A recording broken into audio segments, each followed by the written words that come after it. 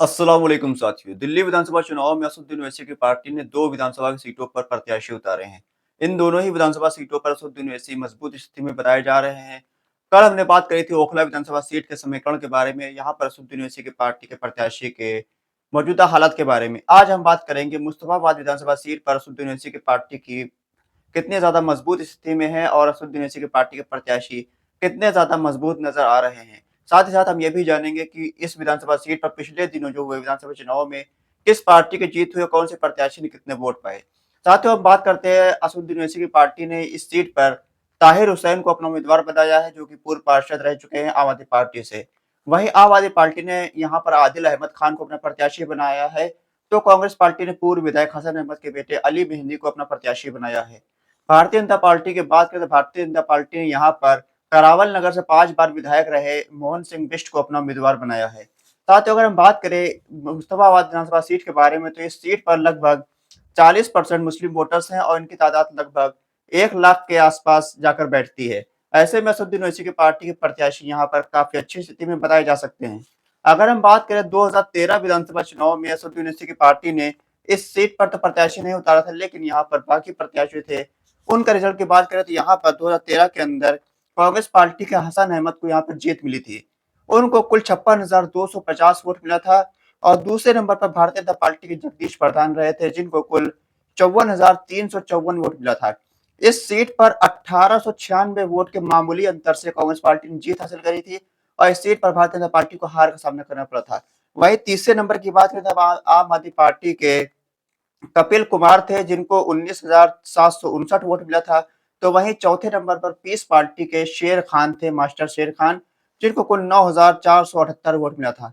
इस चुनाव में मात्र 1800 वोटों से जीत हार हुई थी। कांग्रेस पार्टी के प्रत्याशी हसन अहमद ने 1800 वोटों से इस सीट पर जीत हासिल करी थी।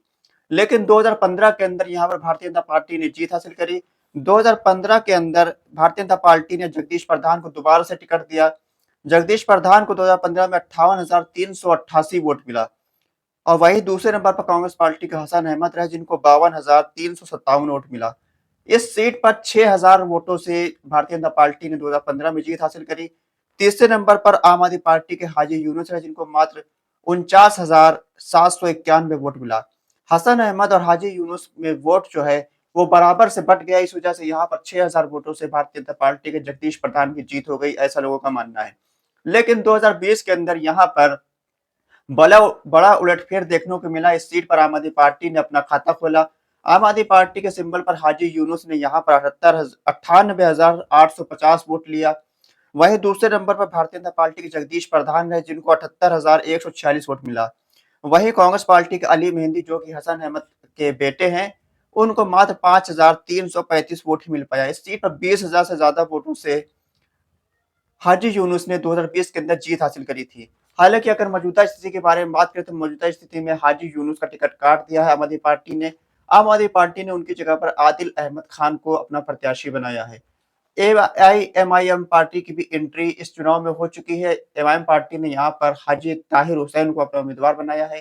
ताहिर हुसैन जो है मुस्ताबाद इलाके से ही पार्षद रह चुके हैं। पार्षद रहते हुए वहां पर उन्होंने कुछ काम वगैरह भी अच्छे करवाए हैं। इस वजह से वहां की प्रत्याशी जो है काफी ज्यादा मजबूत स्थिति में बताया जा रहा है। लेकिन यहाँ पर जो जातीय समीकरण है, इस समीकरण के अंदर मुसलमानों के अंदर, खास तौर से मुस्लिम तबके के अंदर एक बेचैनी ये आ रही है कि यहाँ पर अगर हम लोगों ने वोट बट गया, मुसलमानों का वोट बट गया, तो यहाँ पर एक बार फिर से भारतीय जनता पार्टी का प्रत्याशी चुनाव जीत जाएगा, जैसा 2015 के अंदर जीता था। ऐसे में कुछ लोगों का मानना है कि यहाँ पर आम आदमी पार्टी को मुस्लिम वोट एक तरफा दिया जाए, तो कुछ मुसलमानों का मानना है कि यहाँ पर एमआईएम पार्टी के प्रत्याशी को एक तरफा तरीके से वोट दिया जाए। लेकिन ज्यादातर जो बात सुनने में आ रही है, वो मुस्लिम वोट ज्यादातर तादाद में आम आदमी पार्टी के प्रत्याशी की तरफ जाता हुआ नजर आ रहा है। ऐसे में असदुद्दीन ओवैसी के पार्टी के प्रत्याशी के लिए यहाँ पर मुश्किलों का सामना देखना पड़ सकता है। हालांकि असदुद्दीन ओवैसी की पार्टी के प्रत्याशी जो है वो जेल में हैं, लेकिन उनके बेटे, पत्नी और उनके घर वाले और एमआईएम पार्टी के जो नेता वगैरह हैं, वो गली-गली जाकर, घर-घर जाकर एमआईएम पार्टी के लिए प्रचार कर रहे हैं, ताहिर हुसैन के लिए प्रचार कर रहे हैं और उनको कई जगह पर अच्छा समर्थन भी देखने को मिल रहा है। यहाँ पर 3 मुस्लिम प्रत्याशी हैं और 1 यहाँ पर भारतीय जनता पार्टी के प्रत्याशी हैं।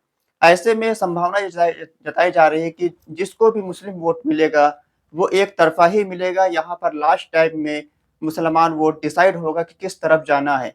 हालांकि यहाँ पर मौजूदा स्थिति देखी जाए तो यहाँ पर आम आदमी पार्टी के प्रत्याशी की स्थिति काफी ज्यादा मजबूत बताई जा रही है, लेकिन असदुद्दीन ओवैसी की पार्टी के प्रत्याशी भी कहीं पीछे नहीं है। उनकी भी स्थिति काफी ज्यादा अच्छी बताई जा रही है, लेकिन यहाँ पर कांग्रेस पार्टी के प्रत्याशी जो हैं वो काफी ज्यादा पिछड़ते हुए नजर आ रहे हैं। यहाँ पर देखने वाली बात यह होगी कि लास्ट टाइम में आम आदमी पार्टी या फिर एमआईएम पार्टी, इन दोनों में मुसलमान समाज किस को चुनता है, किसके प्रत्याशी को एक तरफा तरीके से वोट देता है। हालांकि ये बात तो कंफर्म है कि मुस्लिम समाज का वोट लास्ट टाइम में एक ही प्रत्याशी की तरफ जाने वाला है। अब उसमें प्रत्याशी आदिल अहमद खान होंगे या ताहिर हुसैन होंगे, ये तो लास्ट के 1-2 दिन में ही डिसाइड होगा। वहीं अगर बात करें भारतीय जनता पार्टी के प्रत्याशी के बारे में, तो यहाँ पर जो बहुसंख्यक वोट है वो तो ज्यादातर स्थिति में भारतीय जनता पार्टी के प्रत्याशी को मिलता हुआ नजर आ रहा है। साथियों, असदुद्दीन ओवैसी के पार्टी के प्रत्याशी जो हैं ताहिर हुसैन, उनको लेकर मुसलमानों में सिंपैथी है, उनको लेकर मुसलमानों के लिए एक हमदर्दी है। लेकिन यह हमदर्दी क्या वोट में तब्दील होगी, आने वाले दिनों में पता चलेगा। अभी असदुद्दीन ओवैसी ने एक सभा करी है मुस्ताबाद इलाके के अंदर।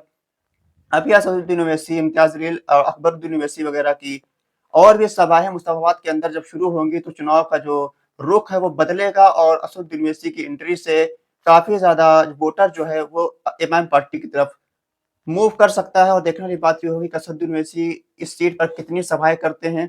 हालांकि 2 ही विधानसभा की सीटों पर असदुद्दीन ओवैसी ने अपने प्रत्याशी उतारे हैं।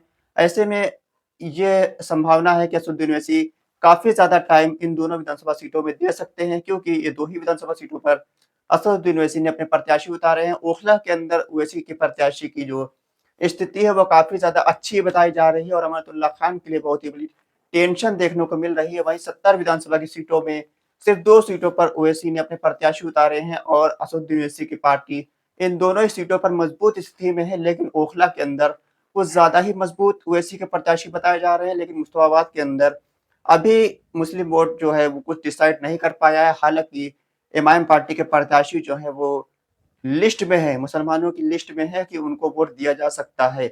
अब लास्ट टाइम में वो डिसाइड होगा कि आदिल अहमद खान को प्रत्याशी को वोट देना है या फिर ताहिर हुसैन को वोट देना है।